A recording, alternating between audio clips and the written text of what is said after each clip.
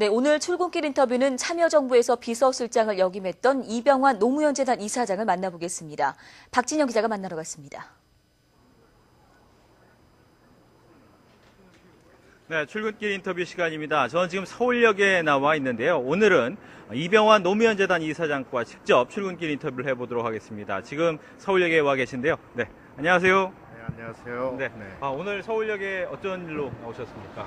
네, 오늘 노무현 대통령 4주기입니다. 그래서 지금 봉화로 가는 특별 열차가 바로 이제 9시쯤 출발하게 되어 있습니다. 그래서 서울역에 나왔습니다. 네.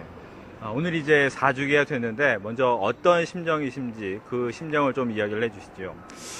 글쎄요, 뭐 시간이 흐를수록 이제 노무현 대통령에 대한 그리움이 더 깊어진다는 이야기를 저뿐만 아니라 그분을 좋아했던 또 같이 했던 분들이 다 공통적으로 하는 말씀들이에요. 아마 이제 그분이 가졌던 그 비전 그리고 꿈꿨던 세상에 대한 그 그리움이 아닌가 그런 생각을 합니다. 또 지금 현실이 또 그만큼 그 노무현 대통령을 그리워하게 하는 그런 숙제를 많이 안고 있기 때문에 더욱 그렇지 않나 그런 생각을 해봅니다. 네. 이제 뭐 서울시청에서 추도식을 하면서도 정말 많은 분들이 오셨는데 또 이제 어떻게 보면 김한길 대표 같은 경우는 약간의 봉변 아닌 또 봉변을 당했습니다. 여기에 대해 여러 이야기가 있는데 이 부분에 대해서도 한 말씀 해주시죠. 뭐 전혀 예상치 못했던 일이었어요. 그 저도 그날 이제 김한길 대표 등 민주당 대표단이 오셨다고 그래서 제가 제일 먼저 뛰어가서 맞고 참 이런 귀한 시간 내줘서 고맙다는 말씀 전하고 뒤돌아섰는데 갑자기 그런 일이 벌어졌어요.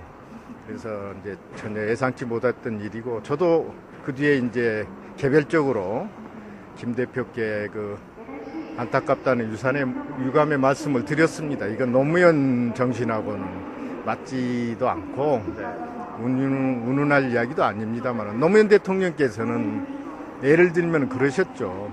심지어 그 당시 야당이던 한나라당에 대해서도 연정을 해서 통합과 상생의 정치를 해보자 그런 뜻을 가졌었던 분이기 때문에 이건 좀 뭐 해프닝이라고 저는 그렇게 생각합니다. 예, 알겠습니다. 또 한 가지 요즘에 어떻게 보면 총선과 대선을 거치면서 뭐 친노 책임론, 또 친노 쇠퇴론 뭐 이런 이야기가 나오고 있는데 이 부분에 대해서 어떤 입장이신지요? 글쎄 제가 말씀드린 뭐 정치적 이야기이기는 합니다만은 근데 노무현 대통령의 그 인생을 보면 그렇습니다. 부산에서 3번이나 떨어지셨어요. 그때마다 하신 말씀이 농부는 밭을 탓하지 않는다 이런 말씀하셨거든요. 그래서 모든 건 선거, 특히 대선같이 중요한 선거를 치룰 때 있어서는 후보와 당이 그 한 몸입니다. 그래서 뭐 누구 개별적인 몇몇 사람 또는 개별적인 몇몇 이유 때문에 뭐 실패했다, 졌다 이렇게 하는 건 맞지가 않고 그 국민의 선택을 정말 진정으로 존중하고 그리고 그 뜻에 대해서 정말 겸손한 자세를 갖고 미래를 개척하는 게 중요한 그 근본 대책이 아닌가 그런 생각을 해봅니다. 네. 뭐 일각에서는 과연 친노 프레임이 맞느냐, 과연 어떤 것이 친노냐라는 이제 이의 제기를 하는 분들도 계시지만 일각에서 이제 나온 얘기가 현재 친노라고 불리는 세력은 제도약 또는 쇠퇴의 갈림길이다라는 이야기도 나옵니다. 이 부분은 어떻게 봐야 될까요? 근데 좀 이제 노무현 대통령은 대통령 후보가 되시거나 대통령 당선이 되실 때를 보시면 하지만 단기 필마셨어요. 근데 어떻게 됐느냐? 시대 정신을 먼저 탐구하고 그리고 부단히 결단하고 그리고 대의를 위해서는 자기를 버렸던 거거든요.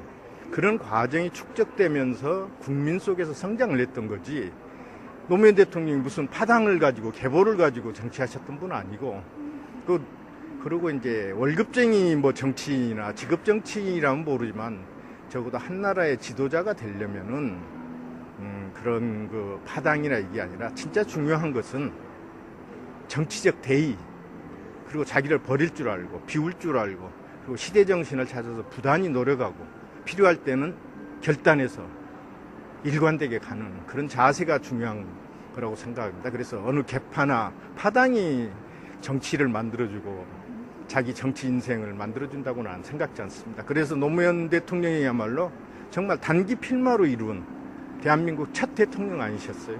그 점에서 지금도 노무현 대통령을 생각할 때 그 부분에 대해서 많은 국민들이 또 공감을 하고 사랑을 하고 그리움을 갖고 있는 그런 부분이 아닌가 그런 생각을 해봅니다. 네. 이제 9시 특별 열차로 봉화로 내려가시는데 끝으로 4주기를 맞아 국민 여러분께 한 말씀 해주시죠. 예, 뭐 국민 여러분께 말씀드린다는 게 제가 뭐 당치는 않습니다. 그러나 이제 저는 그렇게 생각을 합니다. 이런 말이 있어요. 아는 만큼 보이고 보인 만큼 느끼고 느낀 만큼 사랑한다. 이런 말이 있는데 저는 노무현 대통령에 대해서 그렇게 생각을 합니다.